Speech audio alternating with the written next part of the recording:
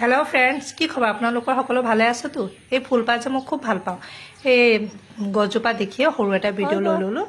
আজি মোৰ বেটাই জিমি নতুন এটা ফ্ৰেণ্ড পালে জানে, তাৰ লগত অলপ সময় খেলিলে। ময়ো ভাল পালোঁ, খেলক, তাৰো লগ এটা লাগে ন। তাৰপিছত এই ৰাতিপুৱা নাস্তাৰ কাৰণে মই মোৰ কাৰণে তিতাকেৰেলা ভাজিলোঁ, বেটীৰ কাৰণে কণী আমলেট, তাইৰ ৰুটি, তাইক টিফিন ভৰাই তাইক থৈ আহি মই মোৰ নাস্তা লৈছোঁ। এইখিনি খাই আকৌ নিজৰ ওলাই যাব লাগিব। আৰু মই ভাবোঁ ৰাতিপুৱা নাস্তাটো সদায় ভালকৈ খাই ল'ব লাগে। দিনত কেতিয়াবা নাখালেও কোনো টেনশ্যন নাই। কেতিয়াবা মোৰ দিনত যে ভাত খাব সময় নহয় ব্যস্ততাৰ মাজত, আৰু মই বিজি থাকিব ভাল পাওঁ। সেইকাৰণে ৰাতিপুৱা ৰুটিটো বেছিভাগে হয়, ৰুটি ধুনীয়াকৈ খাই লওঁ। তাৰপিছত সেই টিউশ্যন ওলাই যাওঁ। আৰু কামখিনিতো কৰিব লাগিব, কাম কৰিলেহে আমি জীৱনত আগবাঢ়িব পাৰিম। আজি বতৰো ধুনীয়া হৈছে, ৰ'দো নাই বৰষুণো নাই, মানে ধুনীয়া, অলপ অলপ বতাহ দি আছে, ইমান গৰম নাই।